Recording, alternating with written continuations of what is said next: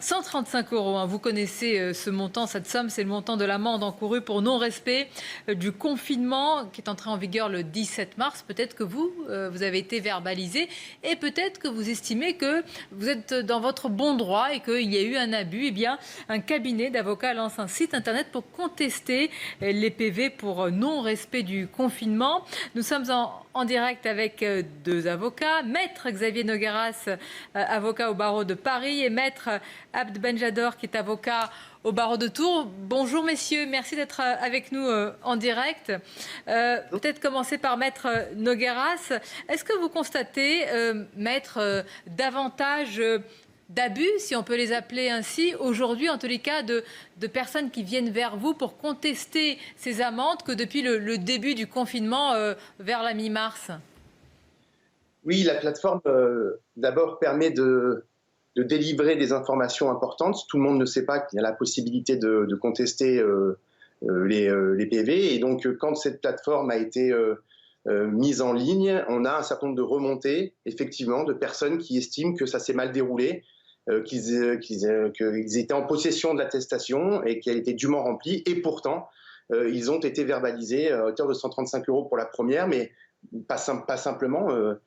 Parfois, ça peut complètement dégénérer. Vous avez des personnes qui viennent se plaindre d'avoir 2, 3 contraventions. Donc, en leur apportant cette information selon laquelle ils peuvent tout simplement contester, parce que la difficulté que nous avons en réalité, c'est que les ordonnances présidentielles qui ont été rendues donnent un pouvoir d'appréciation aux policiers qui est extrêmement large et qui est difficilement cadrable. Et du coup, les personnes qui se font verbaliser, énormément de gens se posent la question de savoir si finalement il n'y a pas un abus de la part des policiers, tout simplement. Et donc on leur apporte cette information-là et on a beaucoup de remontées, effectivement, de ces personnes qui estiment qu'elles étaient dans leur bon droit. Vous estimez, Maître, qu'il y a une marge d'appréciation trop importante qui est laissée finalement aux policiers, aux gendarmes, et qui peut être également de leur part, hein, de bonne foi tout simplement, comme ce n'est pas assez précis, eh bien il pourrait y avoir des PV lorsque normalement il ne devrait pas y en avoir. Est-ce que c'est cette marge d'appréciation sur laquelle vous travaillez peut-être en particulier? C'est exactement ça. En fait, les critères des ordonnances sont assez imprécises. On ne sait pas si on a le droit d'écrire au crayon gris ou s'il faut écrire au stylo. On ne sait pas si on a le droit d'avoir une attestation papier ou s'il vous faut une attestation sur votre téléphone portable. Est-ce que la pièce d'identité, vous devez l'avoir sur vous? Vous pouvez l'avoir scannée dans votre téléphone portable? Est-ce qu'il faut respecter un certain nombre de distances? Est-ce que vous avez un rayon à respecter? J'ai par exemple une personne qui décide d'aller faire du footing à 1 km de chez lui, va prendre le métro, il va prendre 2 stations, il va se faire arrêter en sortant du métro, il est à 1200 mètres de chez lui. Est-ce que ces 200 mètres sont déraisonnables? Est-ce qu'il doit se faire verbaliser? Tout ça est tellement imprécis.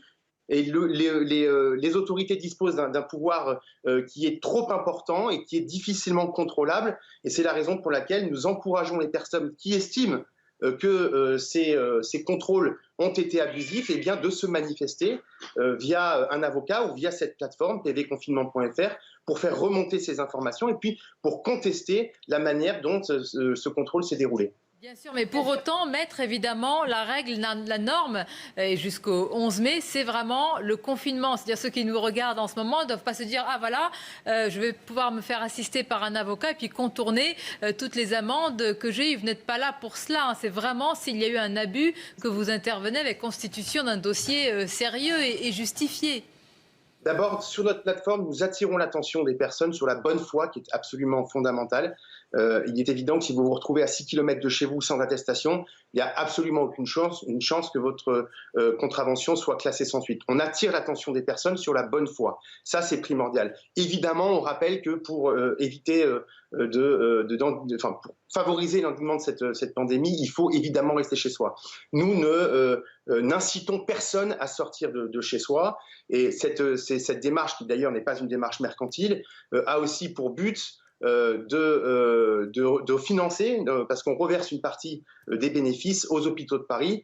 Donc, à la fois, nous prévenons les individus, nous les informons de leur capacité à exercer leurs droits lorsque ceux-ci n'ont pas été respectés, mais tout en leur rappelant qu'il est fondamental de rester chez soi. On n'incite personne à sortir. Et puis, par ailleurs, ce n'est pas parce que vous contestez votre contravention que nécessairement elle va faire l'objet d'un classement sans suite. Alors là, on voit des images de Paris, de la capitale. À vos côtés, c'est Maître Benjadar qui est avocat au barreau de Tours. Même situation, Maître. Et est-ce que, une autre question peut-être, parce que là on parle peut-être d'abus, est-ce que vous avez connaissance aussi ou peut-être de contrôle malheureusement, avec des situations très tendues, même qui ont dégénéré et que vous êtes sollicité pour ces situations-là également? Alors, en région Tourangelle, pour ce qui me concerne, il y a eu, la presse a fait l'écho de plusieurs verbalisations qui n'étaient pas justifiées, ou en tout état de cause, où les personnes, par exemple, avaient simplement traversé la rue pour aller dans leur jardin qui était de l'autre côté de la rue et se retrouver verbalisées. Il y a des problèmes d'usurpation d'identité également, dont on parle assez peu, mais qui existent et qui sont bien réels. Sur les contrôles en général, et en ce qui nous concerne, nous, à Tours, les contrôles se passent relativement bien. Il y a des personnes qui vont effectivement être en état de récidive et qui vont être verbalisées plusieurs fois par les services de police et qui parfois vont faire l'objet de poursuites pour des rébellions, par exemple. Et ça, c'est pas la clientèle, ou en tout cas, c'est pas les personnes à qui précisément. Nous, on s'adresse aux personnes qui s'estiment dans leur bon droit, qui estiment qu'elles avaient l'attestation, qu'elles avaient les documents nécessaires et que le motif de leur déplacement était parfaitement valable. Pour conclure, messieurs, Maître Nogueira, c'est une question plus large sur la justice confinée également. Certains parlent d'une justice à l'arrêt, hein, pas de procès, pas de cour d'appel, etc. Comment ça se passe pour vos autres clients, évidemment, et pour la vie judiciaire qui doit continuer?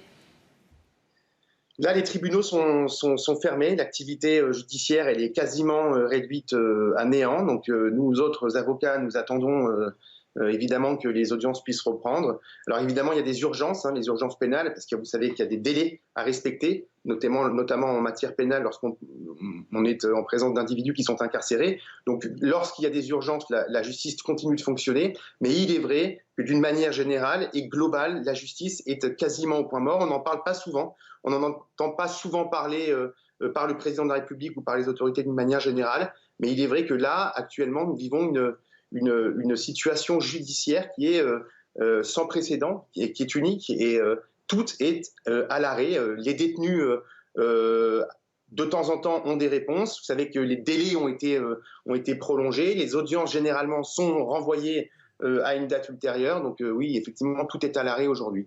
En matière, c'est en matière pénale principalement que c'est à l'arrêt, parce que je sais par ailleurs qu'il y a nombre d'avocats et de magistrats qui se mobilisent, notamment les juges des enfants, et dont la presse fait aussi régulièrement l'écho de la difficulté de leur tâche dans cette période qui est particulièrement compliquée.